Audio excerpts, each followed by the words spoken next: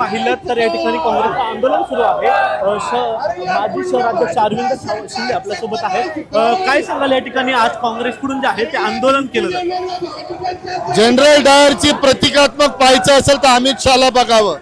आजच्या काळातला आधुनिक अमित शहा म्हणजे जनरल डायर आहे, ज्यांनी विद्यार्थ्यांवर, मुलींवर, महिलांवर अत्याचार केला।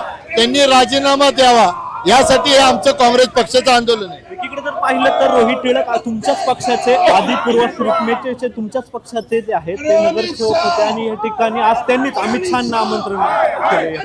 ते आमच्या पक्षाचे नेते नाहीयेत, त्यांनी पक्षांनी त्यांना पहिलेच काढलेलं आहे। आपल्याला माहित असेल कोणत्याही पक्षाच्या आंदोलनात नसतात। उलट शिवसेने एकनाथ शिंदेची त्यांनी त्यांना उमेदवारी दिली होती। अनंत उपकार काँग्रेस पक्षांनी त्या कुटुंबावर केले, त्याची परतफेड आज ते करतात। अमित शहा हा संपूर्ण जो परिसर आहे तो या